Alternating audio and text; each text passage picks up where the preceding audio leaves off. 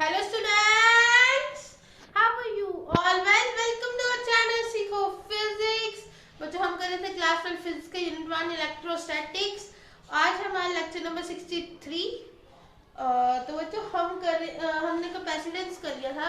Capacitance और plate capacitor with dielectric slab as well and also with air medium as well. And now we are doing grouping of capacitors in series. ठीक है, grouping of capacitors करने वाले हैं। आज के में series करेंगे। ठीक है, आज की वीडियो में सीरीज करेंगे।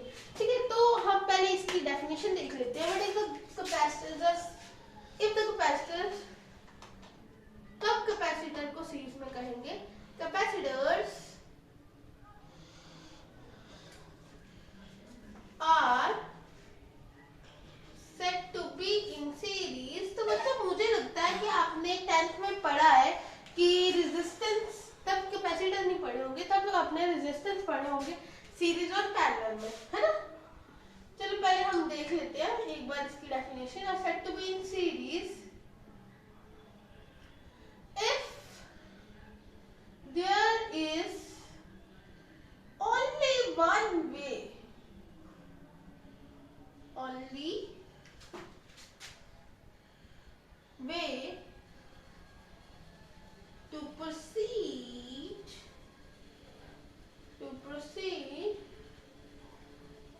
from one capacitor to another। अब मैं पहले ना आपको कुछ बताना चाहूंगी, ठीक है। देखते हैं टू अनदर। ठीक है, अनदर हम देख लेते हैं। पहले वो कुछ समझ लेते हैं वो क्या है। देखो, हम जैसे आप पहले 10th में करते थे ना, ऐसे जब आप रेजिस्टेंस लगाते थे एक लाइन में, ये R1 बोलते थे, ये R2 बोलते थे, ये R3 बोलते थे। एक तरीके से आप रेजिस्टेंस लगाते थे ऐसे,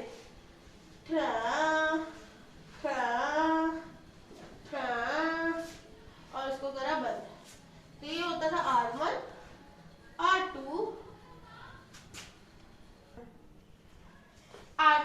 और R3। ठीक है, अगर ये ऐसे है तो बच्चों देखो ये होता है सीरीज का अरेंजमेंट। यानी कि देखो, अगर आपको एक रेजिस्टेंस से दूसरे रेजिस्टेंस तक जाना है तो यही वे है कि आप ऐसे ऐसे करके पहुंच जाओ। लेकिन अगर आपको इधर R1 से जाना है तो आपके पास बड़े सारे वे हैं। आप इधर से चलते चलते, इधर से चलते चलते, इधर से चलते चलते, इधर से चलते इधर से आओ, या फिर आपकी मर्जी है आप यहाँ से ऐसे चले जाओ, है ना। एक से ज्यादा वे है, तो ये होता है पैरेलल वाला। ठीक है, सिमिलरली जब हम कैपेसिटर की बात करें, ये हुई रेजिस्टेंस की बात। ठीक है ना, रेजिस्टेंस की बात हुई। रेजिस्टेंस में बच्चों ऐसे है कि रेजिस्टेंस होते हैं, जैसे हमारा फ्रिज हो गया, एसी हो गया, ये चीजें हमारे रेजिस्टेंस है ना। अब कैपेसिटर है वो कुछ चीजों में लगा है, जैसे फैन में हमारा रेजिस्टेंस है, but it also act as a capacitor because इसमें एक कैपेसिटर लगा होता है। ठीक है ना, तो ऐसे है। ये रेजिस्टेंस हो गए हमारे आम मशीन में, कैपेसिटेंस किसी पे लगा होता है, किसी पे, तो उसका सिंबल चेंज है, तो हम सिंबल चेंज करके यूज करेंगे। तो आपको ये चीजें याद आ गई। और मैं आपको बताना चाहती हूँ सीरीज में आपको याद हो तो करंट सेम रहता था, वोल्टेज डिफर करता था। ठीक है, और पैरेलल में वोल्टेज सेम रहता था और जो करंट था वो डिफर करता था। ठीक है, ये थी रेजिस्टेंस की कहानी। रेजिस्टेंस की कहानी अगर करंट इलेक्ट्रिसिटी में आएगी सेकंड चैप्टर, बस ये खत्म होने वाला है, तो फिर सेकंड यूनिट में भी हम देखेंगे। तो लेकिन अभी के लिए ये जो रेजिस्टेंस है इसमें करंट सेम रहता है सीरीज वाले में, और पैरेलल वाले में वोल्टेज सेम रहता है। अब उसी तरह जब हम कैपेसिटेंस बनाए, ठीक है, अब मैं इसे रब कर दूं। ओके चलो छोड़ो, नहीं रब करते अभी के लिए। ठीक है, अब देखो, अगर ये कैपेसिटेंस मैं ऐसे लगाऊं, ठीक है, एक एंड को हम लगाते थे बैटरी के साथ, पॉजिटिव नेगेटिव पॉजिटिव नेगेटिव। ठीक है, ये बैटरी हो गई हमारी, पॉजिटिव नेगेटिव। ठीक है, एक एंड को हम करते थे अर्थिंग। ठीक है, तो ये हो गया हमारा। अगर ये कैपेसिटेंस C1 है या C2 है या C3 है, तो ये बच्चे सीरीज में है। देखो कैसे, इसको जाने का एक को देख बताओ बच्चों, जब आप रेजिस्टेंस होते थे तो आपके पास क्या फॉर्मूला होता था?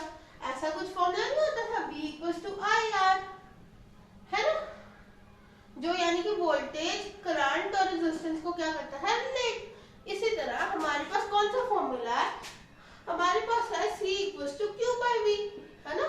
हमारे पास क्या है? कैपेसिटर, चार्ज, वॉल्यूम, ठीक है ना। अगर मैं R की निकाल लूं वैल्यू, ठीक है, हमारे पास क्या है? कैपेसिटर, चार्ज और वॉल्यूम। तो बच्चों यहाँ पे हमारे यहाँ पे करंट है हमारा, उसकी जगह क्या होगा? चार्ज। तो यहाँ पे करंट सेम रहता था, तो यहाँ पे क्या सेम रहेगा? चार्ज सेम रहेगा। वोल्टेज डिफर करती थी यहाँ पे, तो वोल्टेज क्या करेगी?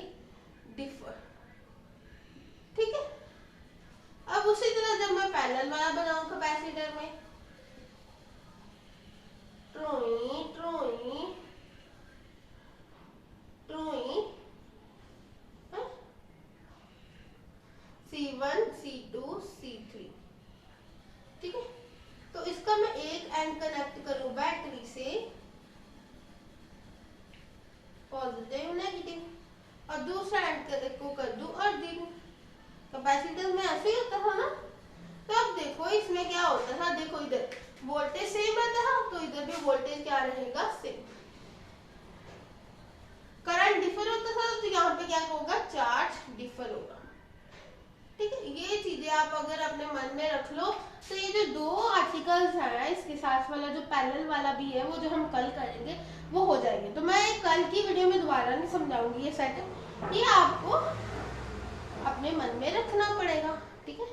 आप इसको देख लो, दोबारा समझ लो कि देख लो, जब रेजिस्टेंस ऐसे सीधे लाइन में लगे, इसका मतलब क्या है?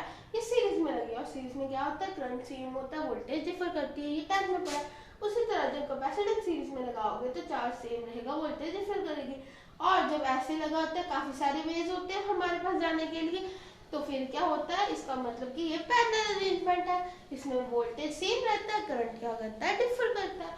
उसी तरह कैपेसिटेंस में, कैपेसिटेंस भी जब इसमें अलग अलग वेज है एक कैपेसिटर में जाने के लिए, तो वोल्टेज सेम रहेगा, जो है वहां पे करंट था, तो यहाँ पे चार्ज डिफर करेगा, ठीक है। तो बच्चों अब इतनी कहानी अगर पता चल गया, तो should be move on to the next. Okay okay okay, yes yes, I want that spirit only, ठीक है। तो करते हैं अब आगे शुरू। अब हम सिर्फ सीरीज वाला केस लेंगे, ये समझाने के लिए था ये सारी दास्ता। मुझे लगता है आपको ये दास्ता पसंद आई हो। दास्ता को तो ऐसे बोल रही हूँ जैसे पता नहीं क्या पढ़ा रही हूँ, फिल्म दिखा रही हूँ क्या? नहीं, चलो आगे बढ़ते हैं, ठीक है। तो अब हम लेंगे फिर कैपेसिटर सीरीज में। अब सीरीज वाला केस लेंगे, ठीक। ये लो, एक कैपेसिटर लगाया, दूसरा कैपेसिटर लाया, तीसरा कैपेसिटर लाया और सीधा लगा दिया मैंने। इसको लगा दिया मैंने बैटरी के साथ, ठीक है। ये मेरी बैटरी हो गई, ये पॉजिटिव हो गया, ये नेगेटिव टर्मिनल, और ये हो गई मेरी अर्थिंग, ठीक है। ये मैंने अर्थिंग कर दी, ठीक है। ये हुआ मेरा C1 C2 C3, ठीक है। और देखो इधर चार्ज तो सेम रहने वाला है, यानी कि चार्ज तो यहाँ पे तीनों पे Q ही होगा, ठीक है। फिर उसके बाद जो वोल्टेज होगी वो चेंज हो रही है, तो इसको मैं मानती हूँ V1 V2 V3। अब हम इसके बारे में लिखते हैं, ठीक है। अब हम लिखते हैं कैपेसिटर, पहले हमने सीरीज की डेफिनेशन दे दी, क्या है? Set to be in series if there is only one way to proceed from one capacitor to another. अगर हमें एक कैपेसिटर से दूसरे कैपेसिटर जाना है तो एक ही रास्ता है। अगर आप इस कैपेसिटर पर खड़े हो तो आपको दूसरे में जाना, तो इधर ही खा सकते हो ना आप, और कोई तरीका तो नहीं है। यहाँ पर जाओगे तो खत्म हो जाएगा रास्ता, ठीक है ना।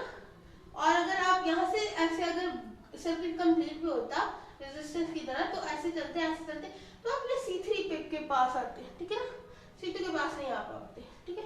तो ऐसे है कि हम एक ही वे से, हमारे पास एक ही रास्ता ऐसे जाके सीधा जाने का, ठीक है। सीरीज का मतलब यही होता है सीधा लग जाना, कि एक ही तार लगानी हमने। सीरीज में हम करते बचत, एक ही तार लगाते हैं, ठीक है ना। एक ही तार लगाते हैं, वोल्टेज से एक ही तार निकालते हैं, तो उसी में हमने पहले फ्रिज लगा लिया साथ में, उससे तार दोबारा निकाली, और फ्रिज के साथ ही हमने एसी लगा लिया, फिर साथ में सब कुछ होता नहीं है ऐसे।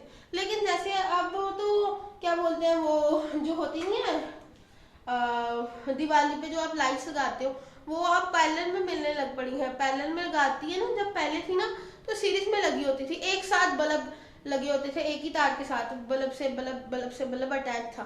तो तब क्या होता था, जब वो लाइट जगाते थे, स्विच ऑन करते थे, तो अगर एक बल्ब बीच में फ्यूज हो गया, तो अगर मानो यहाँ पे अगर एक चीज खराब हो गई तो आगे करंट जाना खत्म, सर्किट यहाँ पे ओपन हो गया, तो सारे की सारी जो लड़ी होती थी ना वो सारी वेस्ट चली जाती थी। लेकिन अब पैरेलल में लगाते हैं, और हमारी जो हमारे घरों में भी लगता है पैरेलल सर्किट लगाए जाते हैं। क्यों? ताकि ऐसे कोई चीज, अगर एक चीज खराब हो जाए तो सभी में खराब हो जाए। और वैसे भी आपको पता होगा कि हमारे हर चीज में ना, हमारे यानी कि जो पावर सप्लाई है वो 220 वोल्ट दी जाती है। 220 टू 230 के बीच में फ्लक्चुएट करती है। कुछ टीचर 230 बोलेंगे, कुछ टीचर 220 बोलेंगे। फ्रीक्वेंसी 50 हर्ट्ज होती है, ठीक है। फ्रीक्वेंसी की बात हम ऑल्टरनेटिंग करंट में करेंगे, ठीक है। लेकिन 220, देखो बच्चों बातें जो है ना इंपॉर्टेंट है तभी बता रही हूँ, नहीं तो कोई ज़रूरत नहीं है इतना लंबा लेक्चर करने का, मेरे को भी शौक नहीं है, ठीक है। 220 वोल्ट्स की बैटरी आती है, ठीक है। आई मीन टू से 220 वोल्ट्स का करंट आता है, वोल्टेज आती है हमें। तो हम अगर हमारी हर चीज़ पे लिखा होता है 220 वोल्ट, ये 220 वोल्ट के लिए बना है, ठीक है ना। फिर उसी हिसाब से उसमें ऐसे मटेरियल लगे होते हैं कि उसे जितना करंट चाहिए उतना वो ले ले, ठीक है। हमारे हमारे तभी तो बोलते, कई जाने बोलते होंगे हम फॉरेन से लाए फोन और हमारा चार्जिंग में प्रॉब्लम है, अच्छे से नहीं वर्क करता। प्रॉब्लम क्या होती है, वहाँ पे जो वोल्टेज होती है वो अलग होती है। वहाँ पे आई थिंक 270 के आसपास आती है वोल्टेज। तो यहाँ पे जब 220 पे लगाते हैं तो हमें लगता है चार्ज नहीं हो रहा। वो बने भी इसी के लिए होते हैं ना, 270 के लिए। हमारे जो चार्जर होते हैं उधर लिखे होते हैं 220 वोल्ट्स, 50 हर्ट्ज फ्रीक्वेंसी, ठीक है ना, इसलिए वेरी करता है, ठीक है। अब मैंने इतनी बातें कर ली, अब चलते हैं, शुरू करते हैं काम तमाम। लेट, हमने 3 कैपेसिटर लगाए हैं सीरीज में, C1, C2, C3, be connected in series. हमने क्या करा, 3 कैपेसिटर्स को कनेक्ट कर दिया सीरीज में, सीरीज, ठीक है। हमने बता दिया C1, C2, C3। हाँ, इन सीरीज, सामने लिख दो, in series what remains constant? Charge remains constant but the voltage vary, ठीक है। Charge Q remains constant on all the remains same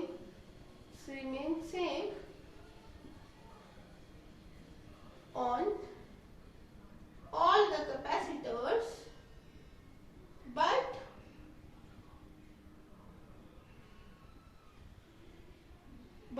voltage varies। But जो पोटेंशियल है वो क्या करेगा, वेरी करेगा, वोल्टेज वेरीज, ठीक है। Let V1, V2, V3 be the voltages of C1, C2 and C3 respectively, ठीक है। मैं एक बार बता दूं मैंने क्या लिखा है, then I have to rub it because मैं कुछ जगह चाहिए थी, मैं मेरा बनेगा, ठीक है। क्या है लिखा मैंने, C1, C2, C3 को हमने कनेक्ट करा सीरीज में, ठीक है, ये तो सही है। हम बोल रहे सीरीज में चार्ज जो है सेम रहता है, ठीक है, ये बोला था मैंने, चार्ज सेम रहता है, पोटेंशियल अलग होगी, ठीक है। On all the capacitor but the voltage varies, voltage vary करेगा। Let V1, V2, V3 be the voltage of the capacitor C1, C2, C3। C1 के लिए V1 है वोल्टेज, C2 के लिए V2 है, C3 के लिए V3 है, हम ये बोल रहे हैं, ठीक है। ये हमने सब कुछ बता दिया जो हमने डायग्राम में करा। अब हम रब करते, ठीक है। Have a screenshot so that I can rub it, okay. Now I am rubbing it.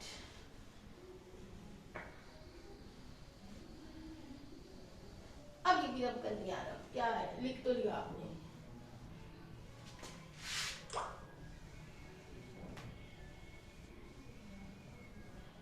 ठीक है। अब देखो जो चीज वेरी कर रही है ना, चार्ज तो सेम रहने वाला है, हम ऐसे लिख सकते हैं ना, वोल्टेज जो चीज वेरी कर रही है, आप इस स्टेप को याद रखो, जो चीज वेरी कर रही है, सो द नेट पोटेंशियल, तो जो पोटेंशियल होता है वो सिमिलरली ऐसे ऐड हो जाता है, V1 plus V2 plus V3, जो चीज वेरी करी है उसका हम नेट निकाल देते हैं। ठीक है, अब हमें निकालना है कैपेसिटेंस का नेट। ये हमारे पास V नेट है ना, वोल्टेज का नेट, हमें कैपेसिटेंस का नेट निकालना है। तो what we know that C equals to Q by V। तो यहाँ से V की वैल्यू निकाल लो, यहाँ पे पुट करेंगे तो C नेट आ जाएगा, है ना। तो V के लिए क्या आ जाएगा, तो क्या आ जाएगा, C की वैल्यू, आप इन दोनों को चेंज कर दे, यानी कि V इधर आ जाए, C नीचे आ जाए, तो क्या हो जाएगा V equals to Q by C। तो ये हमें पता है, तो इधर पुट कर देते हैं। V नेट में क्या हो जाएगा, Q तो सेम ही रहेगा सब जगह, चार्ज तो सेम ही रहने वाला है। अगर इसमें भी Q है, इसमें भी Q है, इसमें भी Q, तो लास्ट में भी Q ही आएगा। ठीक है, तो Q चार्ज तो सेम रहेगा, और C को हम C नेट बोल देते हैं या आप CS भी लिख सकते हो, वन कैपेसिटेंस इन सीरीज। ठीक है, अब उसी तरह V1 में चार्ज तो Q1 ही रहेगा, कैपेसिटेंस क्या है C1। ठीक है, चार्ज तो Q ही रहेगा, कैपेसिटेंस C1, चार्ज तो इसमें भी Q फ्लो कर रहा है। ठीक है ना। अब उसी तरह V2 में Q चार्ज C2 कैपेसिटेंस, ठीक है, Q चार्ज C3 कैपेसिटेंस। अब देखो इधर क्या होगा, Q बाय CS, इधर में से सब में Q है तो Q कॉमन ले लूं मैं, क्या बचा 1 by C1 plus 1 by C2 plus 1 by C3। ये Q बाहर चला गया, ये Q बाहर चला गया, ये Q बाहर चला गया, तो ये बचा। अब ये Q आपस में कट जाएगा ना, ये देखो जब जो नीचे आएगा डिवाइड होके 1 1 ही हो जाना इसका, तो यहाँ पे क्या बचेगा 1 by CS equals to 1 by C1 plus 1 by C2 plus 1 by C3। ठीक है, ये हुआ हमारा आंसर। ठीक है, मेरे को यहाँ तक इम्पोर्टेंट लगता है। ठीक है, एक्चुअल में इसके न्यूमेरिकल बहुत ज्यादा आते हैं, तो इसलिए हम इसको करते हैं, बाकी इसकी डेरिवेशन नहीं पूछा जाता। लेकिन एक जो है ना इसमें स्पेशल केस, वो मेरे को इम्पोर्टेंट लगता है। कुछ बच्चे पता क्या करते हैं, इसको ना इसका बोलेंगे, चलो मैं बता देती हूँ क्या करते हैं। वो है तो वैसे गंदबंदी, आप कभी मत करना, मेरा हमेशा उससे गलत हुआ है। क्यों? क्योंकि हम ना लास्ट में पलटना भूल जाते हैं। पता क्या बात होती है, उससे हमारे आंसर अच्छे नहीं आते और टाइम भी ज्यादा लगता है उससे। इससे हमेशा इजी रहेगा आपको, मतलब कि जल्दी हो जाएगा कंपैरेटिवली। अगर आपको पहले हाथ उठा के आंसर देना है ना, आपको टाइम बचाना है, तो ऐसे करो, नहीं तो ऐसे भी बताती हूँ कैसे। 1 बाय CS है ना, इसका ले लो सबका एलसीएम, क्या आएगा C1 C2 C3, है ना। तो ऊपर क्या आ जाएगा,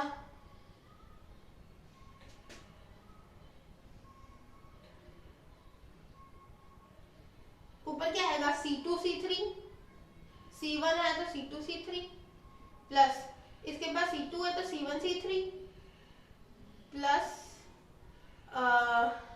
इसके बाद C3 है तो C2 C1। ये तो अगर CS निकाले तो इसका उल्टा C1 C2 C3 upon C2 C3, ये सारा गंद ऊपर नीचे कर लेना। ठीक है, इसका कोई जरूरत नहीं है ऐसे करने की, बड़ा गंद बचता कभी मत करना। ठीक है, और कभी कभी बोलते हैं 2 कैपेसिटेंस है, तो फिर तो इजी बनता है, फिर भी नहीं इजी बनता। कुछ बच्चे बोलते हैं अगर हमें 2 कैपेसिटेंस दिए, पर वैसे तो कभी 2 कैपेसिटेंस वाला आएगा ही नहीं न्यूमेरिकल। लेकिन वो भी केस देख लो, करवाते हैं टीचर्स, तो मैं भी करवा रही हूँ, क्योंकि किसी बच्चे को कोई शंका वंका ना रहे। लेकिन मेरी बात सुनो, मेरा ऑनेस्ट टॉक है, आप ये कभी मत करना। ठीक है, इसको आप उल्टा देना, क्योंकि अगर आप इसका रेसिप्रोकल ले रहे तो इसका भी रेसिप्रोकल लेना पड़ेगा, पर इसको यूज मत करना, गंद मारेगा। ठीक है, क्या करना है, देखो यहाँ से अगर हम बोल रहे हैं कि आपके पास 2 ही कैपेसिटेंस है, तो क्या होगा, ऐसे होगा 1 by C1 plus 1 by C2। इनको ऐसे हजम नहीं होगा, टीचर आपको कैसे कराएंगे, जिसके आपका गंद पड़े। सुनना, हाँ अच्छा ठीक है। अब इनका एलसीएम ले तो C1 C2 आएगा, तो इसके पास C1 है तो C2 आएगा, इसके पास C2 है तो C1 आएगा, ये आ गया। तो CS निकालें, इसका रेसिप्रोकल ले लें, तो क्या आ जाएगा C1 C2 upon C1 plus C2। ये करवाते हैं लोग, ये हो गया कैपेसिटेंस इन सीरीज। ये यूज करते हैं बच्चे जब 2 कैपेसिटेंस आए, ये यूज करते हैं। क्या गलती, क्यों लगाना है इसको, जब ये है हमारे पास, ये है, ये आपका हमेशा काम बढ़ाएगा आपका। अगर आपको आगे का परसेंटेज 65 75 तो करते रहना मल्टीप्लाई, ठीक है ना। तो आप इसको यूज नहीं करेंगे, आप किसको यूज करेंगे, इसको। मैंने बता दिया निकलते कैसे हैं फिर भी, ठीक है। इसीलिए हर टीचर करवाता भी है, क्योंकि हर टीचर को होता है कि हम कोई चीज छोड़े ना, ठीक है। तो मैं इसे रब कर देती हूँ, मुझे काम का नहीं लगता, ठीक है। आर्टिकल में भी आपको इतना ही करके आना। स्पेशल केस में एक केस इंपॉर्टेंट लगता है, वो मैं आपको जरूर कराना चाहूंगी, वो मैं आपको बताती हूँ, ये आप रब कर देती हूँ, ठीक है। अच्छा, पहले when there is three identical capacitor, identical का मतलब है कि तीनों कैपेसिटेंस की वैल्यू 3 है। आई मीन टू से सॉरी, तीनों कैपेसिटर की वैल्यू जो है ना सेम है। मान लो अगर एक 3 म्यू फैरेड है, दूसरा भी 3 म्यू फैरेड और तीसरा भी 3 म्यू फैरेड, यानी कि तीनों की वैल्यू अगर जब सेम है तो हम मान लेते हैं कैपेसिटेंस है C, ठीक है। तो ऐसे हो जाएगा 1/CS equals to 1/C plus आपके पास ऐसा है ना 1/C1 plus 1/C2 plus 1/C3, तो अब तीनों ही C के बराबर है। तो C आई मीन टू से तीनों जो है ना ऐसे लिख देते साथ में, अरे देयर इज जब C1 equals to C2 equals to C3 equals to C मान रहे हैं, है ना।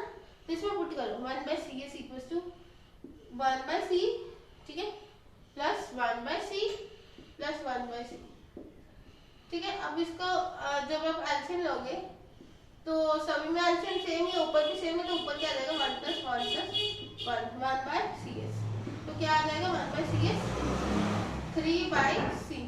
और CS की वैल्यू निकालूं तो इसको हम रेसिप्रोकल लेंगे ना, ये तो ऐड ही करा सीधा, अब इसका रेसिप्रोकल लेंगे क्योंकि हमें CS चाहिए 1/CS नहीं, तो क्या आ जाएगा C/3, ठीक है। ये हुआ। सिमिलरली अगर n लगे होते 3 की जगह, ठीक है ना, यहाँ पे 3 है, अब इसी तरह जब n लगे होते, अब 3 की जगह n लगे होते, अगर n लगे होते, ठीक है, यानी कि C3 C4 इक्वल्स टू सब कुछ C5 Cn तक वो किसके बराबर है, C के बराबर, ठीक है। यानी कि 1 + 1/C वो कितने टाइम्स है, n टाइम्स है, क्योंकि n कैपेसिटेंस है तो n बार ही लिखोगे ना इसको, n टाइम्स लिखोगे, तो यानी कि 1 + 1 + 1 n टाइम्स। तो आपने इधर देखा जब 3 थे तो 3 के साथ मल्टीप्लाई हो गया ना, 1 का 3 के साथ मल्टीप्लाई, अब n के साथ है तो 1 n टाइम्स है, तो क्या हो जाएगा यहाँ पे n, तो यहाँ पे क्या आ जाएगा C/n। तो बच्चों ये यूज होता है कि आपके पास जब ऐसे होगा, ये 3 कैपेसिटेंस आपके लगे हैं ऐसे 3 3 3 ऐसे 3 3 3, तो अगर आपको नेट कैपेसिटेंस चाहिए तो आप सीधा क्या लिखोगे, कैपेसिटेंस आपका कितना है 3, और आपका टोटल कैपेसिटर कितने हैं वो भी 3, तो कितना आ जाएगा नेट कैपेसिटेंस 1, ठीक है। समझो ना, एक बार फिर से बता दूं मैं, जब n कैपेसिटेंस है आइडेंटिकल, मतलब कि सभी की वैल्यू क्या है C, तो 1/C 1/C 1/C वो n टाइम्स होंगे ना, क्योंकि आपके पास n कैपेसिटेंस है। जब n कैपेसिटर है n टाइम्स, तो देखो इसको जब आप ऐड करोगे 1/C 1/C, अगर आपके पास 2 कैपेसिटेंस है आप उसको 2 के साथ मल्टीप्लाई, अगर आपके पास एक पेन सेम दो है आपके पास, अच्छा अगर आपके पास एक पेन है 8 पेन्स है, ठीक है ना, तो आपको उसकी प्राइस ऐड करनी है ना, प्राइस ऐड करनी है, तो 2 रुपए का एक पेन है, तो आप क्या करते हो उसको 8 से मल्टीप्लाई करते हो ना, उसी तरह एक की कैपेसिटेंस ऐसे है, अगर आपको इसको n टाइम्स के लिए निकालना तो आपको n टाइम्स मल्टीप्लाई करना पड़ेगा, ठीक है ना, तो n आ जाएगा n/C, और इससे अगर हम इसका मतलब कि रेसिप्रोकल ले लें तो क्या आ जाएगा C/n, ठीक है। ये इसमें ये चीज मेरे को इम्पोर्टेंट लगी थी, इससे फट से आंसर आता है, ठीक है। ओके बच्चों, that is it for today, hope you understand the concept in this video. Please like, share and subscribe to my channel Seeco Physics, and also press the bell icon to get the latest notification of my videos. Thanks for watching. Bye.